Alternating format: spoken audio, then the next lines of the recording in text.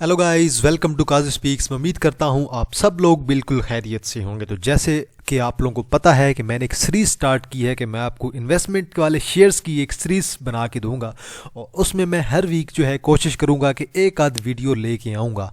और आज की जो हमारे पास वीडियो है वो हमारे पास है एंग्रो पावरजन कादरपुर लिमिटेड EPQL के बारे में।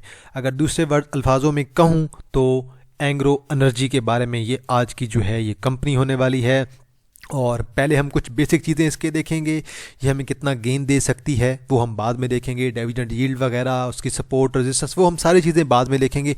पहले हम थोड़ी सी जो है ना इसकी बेसिक चीज़ें जो हैं वो देखना चाहते हैं। एंग्रो पावरजन कादरपुर लिमिटेड, ये बेसिक जो कंपनी है ये एंग्रो वालों की है।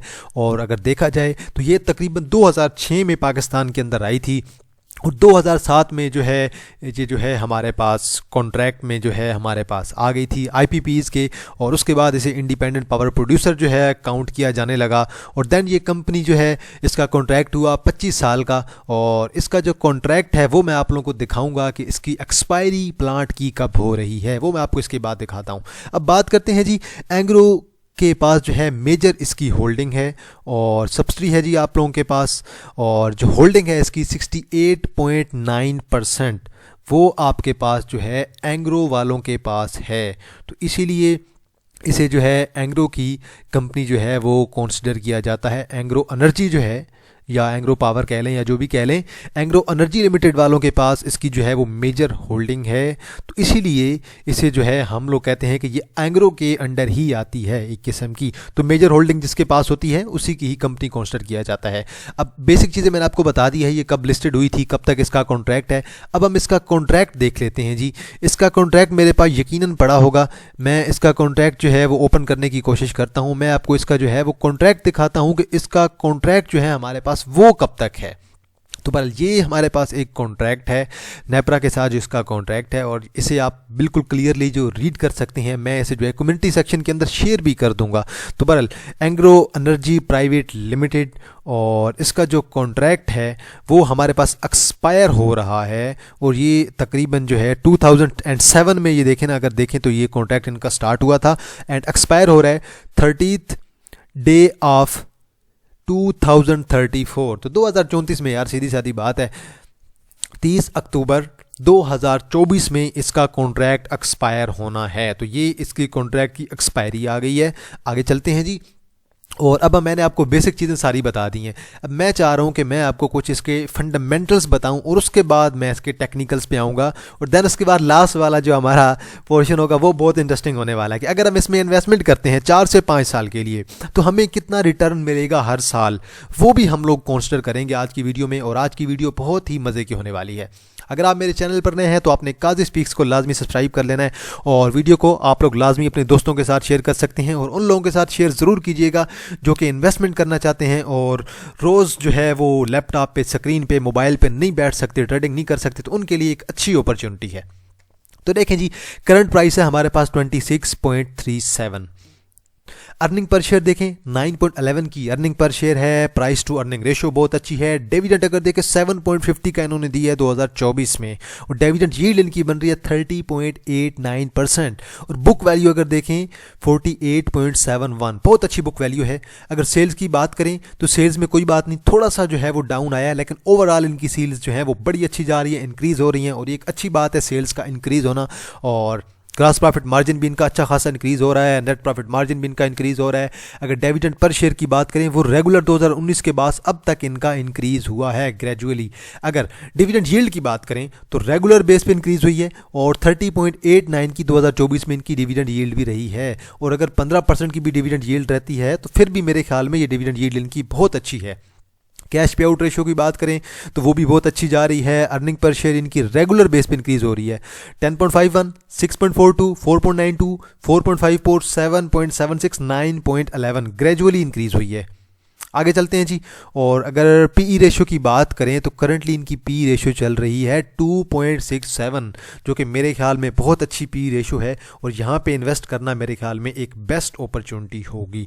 बुक वैल्यू इनकी अगर देखें यहाँ से तो ओवरऑल जो है यहाँ तक इनकी बुक वैल्यू अच्छी जा रही है, तो मेरे ख्याल में इन्वेस्टमेंट का एक अच्छा मौका आ गया है इस शेयर के अंदर। तो मेरे ख्याल में आप लोग इसके अंदर ज़रूर इन्वेस्ट कीजिएगा। और करंट रेशियो की बात करें वो रेगुलर बेस पे इंक्रीज़ हो रही है, मतलब कंपनी जो है वो स्ट्रॉन्ग हो रही है, लिक्विडिटी अच्छी हो रही है इनकी। तो मतलब ये है कि रेशो जब तक बढ़ रही है कंपनी स्ट्रांग हो रही है। अब मैं करंट रेशो को डिटेल में नहीं एक्सप्लेन करना चाहता क्योंकि वीडियो बहुत ज़्यादा लंबी हो जाएगी, इसलिए करंट रेशो जितनी ज़्यादा अच्छी होती है इसका मतलब ये है कि कंपनी अच्छी है। 1:1 ये बन रही है, 1.43 रेशो 1 बन रही है, 1.37 रेशो 1 बन रही है, 1.16 रेशो 1 बन रही है, 1.43 रेशो 1 बन रही है, 1.62 रेशो 1 बन रही है। आप ये समझ लें कि 1.62 जो है वो कंपनी की वर्थ है और रेशो जो मैं आगे 1 लगा रहा हूँ वो कंपनी के ऊपर लायबिलिटी है। तो इससे अच्छी बात है कि कंपनी अगर अपनी सारी लायबिलिटी चुकता भी कर ले तो देन भी कंपनी के पास 0.62 जो है वो बकाया रह जाएगा कंपनी के पास। तो ओवरऑल ये एक अच्छी जो है हमें नज़र आ रही है कि अच्छी चीज़ है भाई की कंपनी जो है वो अच्छी स्टेबल फॉर्म में है। आगे चलते हैं जी। पहले हम देखते हैं कि टेक्निकली ये क्या कहता है। अब सपोर्ट इसकी देखें 24, 25 और 23.40। तो बहरहाल ये तकरीबन 23.40, 24 और 25 ये इसकी 3 सपोर्ट हैं। 25 पे पहली आप बाइंग रखें, 24 पे सेकंड रखें, 23.40 पे आप थर्ड बाइंग रखें। इन्वेस्टर जो है वो 26 पे भी बाय कर लेंगे, इन्वेस्टर्स के लिए कोई टेंशन की बात नहीं है, वो 26 पे भी बाय कर लें, 27 पे भी बाय कर लें। रजिस्टर्स अगर इसकी देखें 30 की है, 35 की है, 37 की है, 42 की है, 30, 35, 37 और 42 की इसकी जो है हमारे पास रेजिस्टेंस है लॉन्ग टर्म में। और डिविडेंड यील्ड इसकी है हमारे पास 30.89 की डिविडेंड यील्ड, बहुत अच्छी बात है। और करंटली ये शेयर आपका अच्छे पैटर्न के अंदर चल रहा है और अगर ये शेयर आपको 24-25 पे मिलता है आप लोग शेयर को जमा करें, लॉन्ग रन में ये शेयर इंशाल्लाह आपका 35, 37 और देन 42 को टच कर सकता है। वो दिन जो है इतना दूर नहीं है कि ये शेयर आपका 40 प्लस जाएगा इंशाल्लाह। शेयर आपका टेक्निकली बहुत अच्छा है, फंडामेंटल्स की बेस पे बहुत अच्छा है। ये इसका क्लियर चार्ट मैंने आपको ड्रा करके दिया हुआ है और ये वीकली चार्ट मैं आप लोगों को शो कर रहा हूँ। अगर आप मंथली चार्ट था, वीकली चार्ट देखें तो ये शेयर अच्छी प्राइस पे है, यहाँ से एक्यूमुलेट होगा और मिनिमम ये शेयर 35 पे इन फ्यूचर जाने वाला है जल्द ही। इन्वेस्टमेंट की बेस्ट अपॉर्चुनिटी है। डेली पे ये शेयर देखें बहुत अच्छा एक्यूमुलेट हो रहा है। अगर ये शेयर आपको थोड़ा नीचे मिलता है आप भी अपॉर्चुनिटी का फ़ायदा उठा सकते हैं और शेयर को जमा कर सकते हैं। ये थी कुछ बेसिक चीज़ें जो मैंने आप लोगों के सामने एक्सप्लेन कर दी हैं और मैंने आपको लेवल्स भी बता दिए हैं बाइंग के और मैंने आपको सेलिंग के लेवल भी बता दिए हैं और मैंने आपको डिविडेंड यील्ड वगैरह भी सारी एक्सप्लेन कर दी है।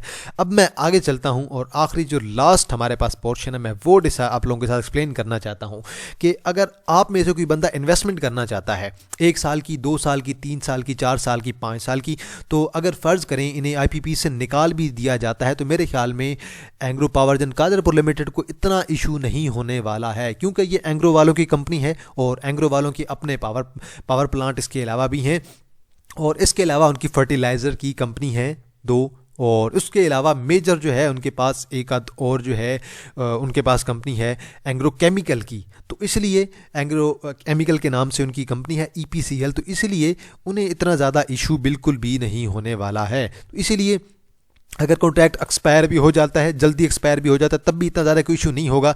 लेकिन हम बात चलते हैं अपने मेन टॉपिक पे जो कि हमारा मेन टॉपिक है कि डिविडेंड की कैलकुलेशन कैसे की जाए। अगर कोई बंदा साल के लिए इन्वेस्ट करना चाहता है देन उसे कितना गेन मिलेगा, कितना प्रॉफिट मिलेगा, सिर्फ और सिर्फ डिविडेंड यील्ड के बारे में, डिविडेंड यील्ड और डिविडेंड के बारे में बात कर रहा हूँ करंटली। मैं बिल्कुल भी कैपिटल गेन की बात नहीं कर रहा। कैपिटल गेन एक अलग टॉपिक है, उस पर मैं थोड़ा बाद में आपको एक्सप्लेन कर दूंगा। अभी हम बात करते हैं सिर्फ और सिर्फ डिविडेंड की कैलकुलेशन की। लेट्स सपोज आपके पास 1 मिलियन की 10 लाख की इन्वेस्टमेंट है और आप उसी शेयर को बाय करना चाहते हैं, EPQL को इन्वेस्टमेंट करना चाहते हैं। अगर आप चाहते हैं कि 25 पे बाय करें या 26 पे बाय करें, लेट्स सपोज हम 26 पे बाय करते हैं 10 लाख के या 1 मिलियन के शेयर, तो हमें तकरीबन 38,000 शेयर मिलेंगे, 38,400। तो 400 शेयर मैंने कमीशन वगैरह के लिए निकाल दिए हैं, तो इसलिए तकरीबन जो है 38,000 शेयर हमारे बन गए हैं। तो अगर 38,000 हमारे पास शेयर बन रहे हैं और पर शेयर अगर देखा जाए डिविडेंड की अगर पास्ट ट्रेंड देखा जाए तो कंपनी आजकल 5 से 7 के दरमियान का डिविडेंड दे रही है। 5 से 7 का अगर डिविडेंड आपको मिलता है सालाना तो देन आपको कितना गेन मिल सकता है। लेट्स सपोज हम पहले करते हैं RS5 से। अगर आपको साल का 5 रुपये का डिविडेंड मिल रहा है तो देन अगर आपको साल का अगर मिल रहा है 5 रुपये का डिविडेंड तो तकरीबन आपको मिलेगा तकरीबन 1,90,000 का डिविडेंड। 38,000 मल्टीप्लाई में 5 आप करेंगे 1,90,000 आपको साल का डिविडेंड मिलेगा। तो उस साल के डिविडेंड में से आप जो टैक्स है वो आप लोग जो है वो अलग निकाल दीजिएगा, वो इसमें से माइनस हो जाएगा 15%। अगर आप उसमें से माइनस कर लेंगे तो देन आपकी अमाउंट जो है थोड़ी बहुत इसमें से वो आप 15% आप इसमें से निकाल दीजिएगा, देन आपकी अमाउंट आएगी, वो आप खुद कैलकुलेट कर लीजिएगा। देन अगर हम कहते हैं कि RS6 पर ईयर, तो अगर 6 रुपये का डिविडेंड पर ईयर दे रहा है तो देन हमारे पास अमाउंट बन रही है 2,28,000। 2,28,000। तो ये अगर देखें 1,90,000 को देखें, इसमें से अगर फ़र्ज़ करें हम जो है अगर अब जो है हम टैक्स वगैरह निकाल लें तो देन भी हमें 15% का गेन आ रहा है। अगर इसे देखें इसमें से भी हम निकाल लें तो फिर भी हमें तकरीबन जो है 18-20% का गेन आ रहा है। और अगर हम बात करते हैं कि 7 रुपये पर शेयर RS7 पर ईयर जो है हमें पर शेयर जो है साल का टोटल डिविडेंड अगर मिल रहा है 2,66,000 हमें मिल रहा है। तो इसमें से अगर निकाल लें आप लोग जो है डिविडेंड के ऊपर जो टैक्स वगैरह लगता है तो देन भी आप लोगों को ऑलमोस्ट गेन मिल रहा है 22 से 25% का। 22-23%, आप 25 को रहने दें, आप 22-23% इसे कंसिडर कर लें तो 22-23% गेन आपको सिर्फ और सिर्फ जो है वो डिविडेंड का मिल रहा है साल का। यही इन्वेस्टमेंट अगर आपकी 5 लाख है तो आप इसी अमाउंट को अदा कर लेंगे, इसी अमाउंट को आप दोबारा अदा कर लेंगे और इसी अमाउंट को आप लोग जो है वो अदा कर लेंगे। तो बहरहाल ये जो मेरी कैलकुलेशन है डिविडेंड की, इसके अंदर कुछ ना कुछ थोड़ी बहुत मिस्टेक हो सकती है, आप लोग जो है इसके अंदर थोड़ी बहुत करेक्शन खुद भी एडजस्ट कर सकते हैं। मैंने ये जो भी डिविडेंड की कैलकुलेशन की है या शेयर बाय किए हैं ये मैंने RS26 पर शेयर पे जो है वो कैलकुलेशन किया। आप लोग इसकी कैलकुलेशन 25 पे भी कर सकती हैं। 25 पे करेंगे देन आपके शेयर जो हैं वो मज़ीद बढ़ जाएंगे और उससे क्या होगा कि आपकी डिविडेंड मज़ीद बढ़ जाएगा और आपको जो गेन मिलेगा वो भी मज़ीद बढ़ जाएगा। तो ये एक सिंपल सी कैलकुलेशन है हमारी कि डिविडेंड जो है आप लोगों को कितना मिलेगा। अब हम दोबारा बात करते हैं कि हमें कैपिटल गेन कितना मिल रहा है। लेट्स सपोज हम बात कर लेते हैं कैपिटल गेन की, कि फ़र्ज़ करें हम अगर करते हैं कि ये शेयर आपने बाय किया है 26 पे अगर आपने ये शेयर बाय किया है और ये शेयर अगर आप सेल करते हैं 35 पे, देन आपको राउंड अबाउट गेन मिल रहा है 30% का। 30% का गेन आप लोगों को मिल रहा है अगर आप ये शेयर बाय कर रहे हैं 26 पे और सेल कर रहे हैं 35 पे। अब अगर इसी तरह हम लोग इसी गेन को दोबारा जो है 25 से अगर स्टार्ट करते हैं, अगर 25 से हम 35 पे जाते हैं तब हमें गेन मिल रहा है 40% का। 40% का गेन आपको यहाँ पे मिल रहा है अगर आप शेयर को तकरीबन जो है 35 पे जाके सेल कर रहे हैं, तकरीबन 39.52% का। और सिमिलरली अगर आप शेयर को दोबारा यहाँ 25 से बाय करते हैं और देन शेयर को आप जो है लॉन्ग टर्म में मजीद जो है सेल करते हैं राउंड अबाउट 37 पे, देन आपको तकरीबन 48% का गेन मिल रहा है। सिमिलरली हम थोड़ी इसके अंदर मज़ीद चेंजेस कर लेते हैं। अगर इसी शेयर को आप 24 पे बाय करते हैं देन आपको कितना गेन मिलता है। 24 पे आप बाय करते हैं इसे और आप लोग इसे सेल करते हैं 37 पे लॉन्ग रन में, देन आपको तकरीबन 52% का गेन यहाँ से मिल रहा है। तो मेरे ख्याल में इन्वेस्टमेंट के लिए एक बेस्ट अपॉर्चुनिटी है शेयर के अंदर। बाकी फर्दर आप लोग अपने लिहाज से कंफर्मेशन कर सकते हैं कि आप लोगों को इसके अंदर इन्वेस्टमेंट करनी चाहिए कि नहीं, क्योंकि मैं सिर्फ और सिर्फ अपना नॉलेज शेयर कर रहा हूँ। मेरे जो नॉलेज है, जो एनालिसिस है, इसमें काफ़ी हद तक मिस्टेक्स हो सकती हैं। लाजमी नहीं है कि मैं बिल्कुल ठीक हूँ, मैं गलत भी हो सकता हूँ। बाकी फर्दर आप लोग अपना एनालिसिस ज़रूर कर सकते हैं। तो मैं उम्मीद करता हूँ आपको मेरी आज की ये वीडियो बहुत अच्छी लगी होगी। मैंने इस वीडियो पे काफ़ी ज़्यादा मेहनत की है चार्ट्स को देखने में, देन इसका डेटा सारा कलेक्ट करने में, देन इसका कॉन्ट्रैक्ट जो है वो निकालने में, और देन उसके बाद डिविडेंड की हिस्ट्री वगैरह देखने में। अगर डिविडेंड की हिस्ट्री आप लोग मुझे कहते हैं तो वो भी मैं आपको दिखा देता हूँ। वो आप लोग सरमाया की वेबसाइट पे जाके देख सकते हैं कि इसकी जो हमारे पास डिविडेंड की हिस्ट्री है वो आपको यहीं से मिल जाएगी और आपको पता चल जाएगा कि सालाना डिविडेंड ये हमें कितना दे रहा है। अभी करंटली 2024 का डिविडेंड इन्होंने दिया है 7.50 पर शेयर। तो बहरहाल मेरे ख्याल में डिविडेंड बहुत अच्छा है। इससे पहले 2019 में इनका डिविडेंड था 1.50, 2020 में 3.00, देन 2021 में 7.50, देन 2022 में 8, देन 2023 में 5। तो करंटली 5 से 7 5 to 7 के दरमियान जो डिविडेंड आ रहा है इनका, तो मेरे ख्याल में एक अच्छी अपॉर्चुनिटी है, आप लोग इसे ज़रूर अवेल कर सकते हैं।